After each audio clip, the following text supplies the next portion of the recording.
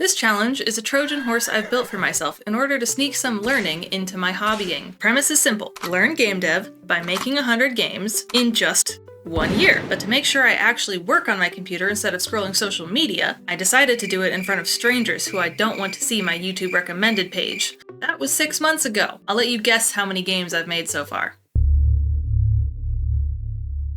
45. It's 45 games. The first 16 of them I talked about in more detail in the last video, so I'm just gonna list those ones off real quick. Pong, Flappy Bird, Breakout, Frogger, River Raid, Customer Service Simulator, Asteroids, A Spicy Dating Sim, Cookie Clicker, Snake, Tic-Tac-Toe, Mouse Maze in Space, A Condescending Physics Maze, The Button Room, an FPS, and Elden Ring. But as rock, paper, scissors. You're probably thinking, what the heck, Catherine? All these games look like abysmal dog shit. And you're right, that's because I'm not a programmer. This is the method by which I'm learning the basics of using a game engine for the first time. That engine is called Godot. Godot. Ew. It's Godot. We'll go with Godot because I like that pronunciation best. It's like Home Depot, except Godot doesn't support the Trump administration. Who said that? I've really enjoyed learning this engine. I've poked around in a couple other ones like Unity and Unreal, but I find this one to be much more learnable for a beginner comparatively. But since I've started streaming, I've heard of at least 100 other engines, and I'll likely try other ones as time goes on for growth and enrichment. This is technically a part 2 of my quarterly check-in series. Don't mind the fact that we're in month 7 right now, and that is technically a month behind schedule. We'll get to that. Why make 100 games? Up till now, I was very inconsistent about actually getting in the engine, opening it up, and working on a project. And oftentimes I would try to work on a project that was way too large in scope for me. I needed a system that would allow me to be consistent, have a goal, and keep the scope of individual games limited. And if you're doing the math, it does turn out I'm a bit behind schedule right now, having 45 at this point rather than as of recording, I should have 54. So, a little bit behind. But that's because I took that month off. I took a month off because I really needed not so much a break from game dev, but a break in general. A lot of things have been going on the last several months, pretty much since the start of the year. In fact, maybe since November, but that's besides the point. Whenever life gets too busy, then game dev is going to be the thing that falls by the wayside because ultimately it's not my job, it's just my hobby, and I'm not going to die if I stop doing it. In my last check-in video, I only made 16 games at the time that I recorded, and so I was only able to showcase 16. By the end of the quarter period, though, I did actually complete 22 games, which is pretty good. I should have had 25, but 3 behind is not nearly as bad as where I'm at now. But anyway, taking that break was really important because it allowed me to reframe a bit of what I was doing. And when I got back into the swing of things and I started making games, I really started to feel like some of the advice I had gotten early on, that after about 20 or so games, they expected I was gonna stop learning. That was starting to rear its head a little bit because I was feeling like I wanted to work on longer projects. I wanted to try my hand at something a little bit more complex. When I started streaming again, I started to talk to my community and I asked them what they thought I should do. And the majority of them felt like I should really try to stick to the challenge. And, they're right. I really do want to finish the challenge as is. But the actual goal of the challenge is to learn. And if I'm not continuing to push myself and to grow and to learn, then the challenge is kind of not serving its role. So, talking to my community, we came up with a compromise. Once I finished my 50th game, I'm going to move back to the beginning and I am going to take all of the projects that I've worked on so far and I'm going to make them again. You might be thinking that sounds like I'm actually going backwards in the opposite direction, but I'll explain to you why this is actually harder. Not getting to start from a fresh project, right? Having to go back and look at something and go, so here's what I did wrong, here's how I could have done it better, and make it again, but with the new things that I learned. Being able to sort of deal with the suboptimal frameworks that I have made so far, that's generally what happens when you work on a long-form project. You're constantly refactoring. You're taking something you made before that sort of worked but was kind of buggy or bad or suboptimal, and you need to kind of fix it. You need to fix it to make it scale better, to make it expand or fit in with the other pieces of your game better.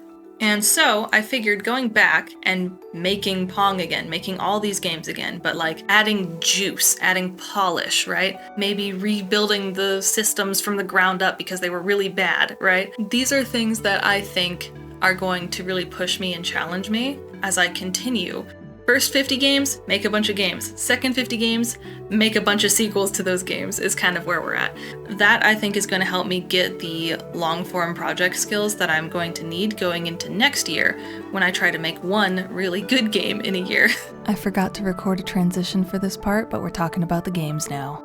Game 17, Foggy Farm. I wanted to create a farming simulator, sort of, like farming in Minecraft is adjacent, more so than Stardew Valley. This one was pretty fun. This was an experimentation in having like an inventory system, so like having a certain amount of seeds, having different tools that interact with different objects in different ways. It mostly boiled down to having having the right tool in hand when you interact with an interactable object. And that resulting in carrying a bucket of water instead of an empty bucket, right? Or running out of seeds because you planted your last one.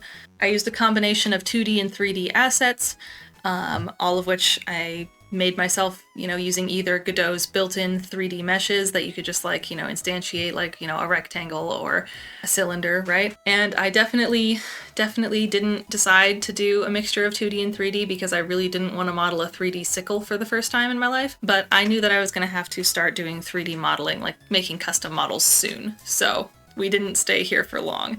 In fact, it was kind of the next game that really taught me I needed to do something like that. Game 18, I call it Octopus on an Office Chair. So I attempted to create something that was sort of like Octodad adjacent. I really wanted to have funny movement where you could pull yourself around on this chair, but the tentacles were a massive tripping up point because I couldn't create a custom octopus asset for this. And I really struggled, so I decided instead to kind of make it sort of like one of those 3D stunt extreme sport games, right? Where you go off a ramp and you do a trick and then, so you just kind of go down a ramp and you're allowed to flip and spin and, enjoy the absurd physics of his limbs. 19 of 100, The Good Baker. This was a baking simulator that I decided to turn into a horror game at the last second. That's all I'm going to tell you about it. Legally Distinct Wooden Tower game. I wanted to figure out how to interact with 3D objects using the mouse, and this felt like a pretty good, concept to do, just taking a basic real-life board game and digitizing it, right? That's a thing that people do. Followed that up, game 21, with Plinko, but with dodgeballs, and it gets out of hand really fast. This one, I was really sick that day, and I just wanted to do something that felt interesting, a physics simulation more than anything. 22 was a pinball kind of game. It's not good, but, it certainly resembles pinball. Game 23, if you've ever played BioShock and you ever did, the hacking minigame, I made that. Definitely doesn't have any game-breaking bugs that, are, completely incomprehensible and definitely not having to do with me setting up the architecture really badly. 24 of 100. I wanted to do kind of a top-down horror game where you're Little Red Riding Hood in the woods and you gotta fight off the wolves and stuff. That turned out to be very difficult, especially, a tall order for just a couple of days. But being able to make enemies that would notice you when you got within a certain radius and then charge you and do sort of sweeping attacks was pretty interesting. They also did interact as a pack where if one of them saw you, then all of them would rush you, which was pretty cool. Game 25, this is when I decided to start trying to do modeling, right? 3D modeling in Blender. So I made a little checker piece, and then I actually made a full chess set. It's definitely not optimized, but it exists, I made my first models, they're terrible, maybe I'll make them again later, right? Game 26 of 100, I called this one Sleeping on the Job. This was me expressing my frustration at myself for not being able to wake up early enough to be able to stream at the time that I normally do, which if you don't know is 4 in the morning. That's when I'm supposed to start streaming. The reason why I do it that early is because I have a husband and daughter and they are noisy and impossible to work around during the day. Game 27, Trunk Hop. This was just a doodle jump clone. Very simple, but I made it with a little cute blue elephant, and the reason that his mouth is a W is because one of my viewers, Wobble Dobsy, redeemed something called Put Me in the Game, and we were so close to the end that I was like, okay, I'm gonna make you a letter W and you will be his mouth. So that was pretty fun to do, some basic moving platforms, some random generation and spawn rates for things. Pretty fun to do. 28, Assemble a Pen. So this one, I had ideas. This was me trying to sort of prototype how you would create sort of like an Among Us style minigame where you get to like assemble or put pieces together or take things apart from certain slots, right? And yeah, that ended up being way more difficult than I ever imagined. I think I probably just had the wrong idea about how to make it work. And you know, it is what it is. So game 29 of 100 was Particle Party. I really wanted to just like practice using the particle effects system in Godot because particle effects are like really important. People use them for a lot of things. For game 30, we have Agitated Orbs, which is definitely not Angry Birds. 31 is Cooperative Platformer. That was just a simple, like, you know, have two guys tied together and see how many coins you could collect kind of game. I did want to continue making some 3D games, so I decided to do Mini Track Kart, right? I initially made a really complicated track before I ever even made how the car works. And my chat had it right when they were like, ooh, it's very bold to make the track before you even have a working car. So I ended up having to make a very basic track after I made the car and tried it out. Because, like, it turns out making a really in-depth racing game is actually difficult, and there's a reason why people don't just make those all the time. Game 33, I followed a tutorial to make Tetris because I wanted a win after the mini track card incident. I also joined Just Cavino's Jiggle Jam for the new Jiggle Bone node in Godot. Yeah, I think it was like Springbone 3D, right? So that for game 34, I made this Wiggly Bone climbing rage game with some awkward physics to it. It's pretty funny. For 35, I made a digital bingo card. It is what it says on the tin. It does not detect if you get a bingo. It is up to you to do that, to know if you have a bingo or not. The reason why is because I was like, okay, how many bingos would I realistically have to detect? Like, how many scenarios is a bingo? And it turns out that there's like a billion different ways you can get a bingo. Like, I had no idea there were so many bingos in the world. So 36 of 100, Simone Saith. Right, so it's just Simon Says. Just a basic Simon Says, like, pattern following game. Game 37, I made this one in 30 minutes at the request of my chat. It's just a basic higher or lower guessing game where you see a number and you guess if the next random one between 1 and 100 is going to be higher than the current number or lower. There is an edge case that has happened several times where it picks the same number that you're currently on, and no matter what you do, you lose if that happens. 38, Dinosaurs with no Wi-Fi. This is essentially just the, you know, Google internet isn't working, you know, dinosaur jumping game. 39 of 100 is Scuttle. I have no idea what you call those games where you can only go in a straight line and bump into something. And then, like, it's a puzzle because you have to, like, slide around in a certain fashion in order to get to a specific location. If you know what kind of game that is, tell me the freaking genre, because I don't know. But Scuttle, it's one where I decided to add a little element on top of it, which is like a limited field of view and like dangerous enemies in it, right? So you're a crab who can only see in front of you and can only move sideways. You know, it adds, I think, an interesting element. I don't know. It's creative, we'll put it like that. So game 40 of 100 is Cabbage Patch's Hangry Dream, and I based this off of Lasagna from Heaven, the old Flash game from the Garfield website. Cabbage Patch is my real-life cat. 41, my Magic Dinosaur boss fight. As you can see, I reused several assets from the last couple of games here. This was me just sort of attempting to create like a basic like bullet hell mechanic, right? You know, using like a bunch of different little objects that are, you know, spawning around and attacking you, right? Game 42 of 100 is the aim trainer for babies. I based this off of an abcmouse.com game I saw my 4-year-old playing and thought, you know what? I could make that.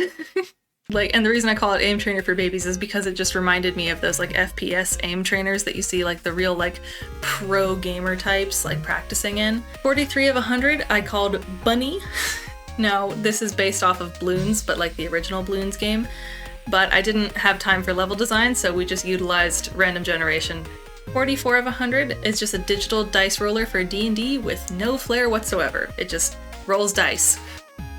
After that, we have the shell game, number 45. So You ever play that, the shell game? Like, for me, the shell game, I always think of this old game called Tropics, where you were like a monkey and you would swing on a vine. But there's also a mini game you could play where they would like have the pearl under the shells and you would do the shell game, right? I made that, but with, you know, a solo cup and a ping pong ball.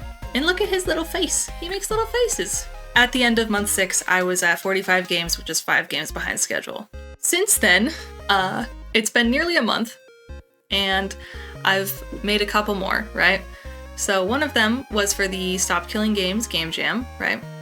It's not like officially part of the initiative or anything, it's just the community put it on, right? But 46 of 100, I called it Polygon, and this one has gotten a lot of attention so far. It's gotten a lot more than I expected to get, I think I will put it that way.